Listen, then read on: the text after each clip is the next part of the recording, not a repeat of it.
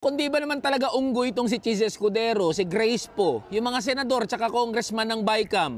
Paanong tuturuan nyo ng leksyon? Nang dahil dyan sa ginawa nyo, nilagay nyo sa alanganin yung mamamayang Pilipino. Paliwanag ko sa inyo kung bakit. Sabi sa batas sa Universal Healthcare Act, lahat ng Pilipino ay dapat covered ng PhilHealth. Ang ibig sabihin lang naman yan, keso may monthly contribution ka o wala, bilang yung PhilHealth ay yung state health insurance provider, ay dapat lahat ng Pilipino ay makakuha o maka-access ng mga serbisyo ng PhilHealth.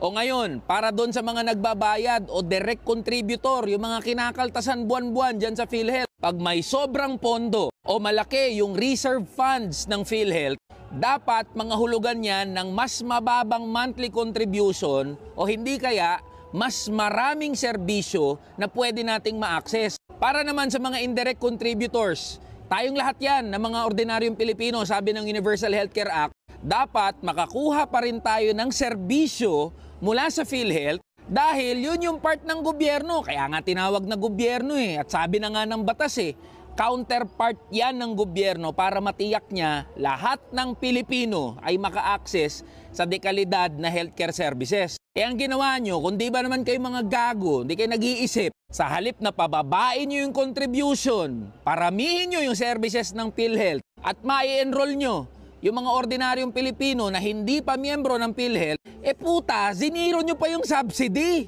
Tapos sa mababalitaan namin, ang mga putang inang taga-PhilHealth, magki-Christmas party at mag-a-anniversary worth 138 million.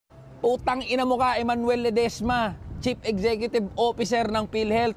Sama mo na yung buong board ng PhilHealth. At di pa doon natapos mga boss, ito mga putang ina mga congressman tsaka mga senador na nasa bicameral conference committee. Akala ko ba kailangan magtipid? Putang ina nyo, bakit nyo binalik yung 26 billion para sa AKAP program? Na kayo rin naman ang may control at kayo ang may say, sino ang makakakuha niyan? Naghatian pa kayong mga unggoy kayo. So pinapalabas nyo na mas okay ang one-time, big-time na pamimigay ng ayuda kaysa tiyakin nyo na may maayos na ospital at healthcare services na madadatnan yung ordinaryong Pilipino na nangangailangan yan.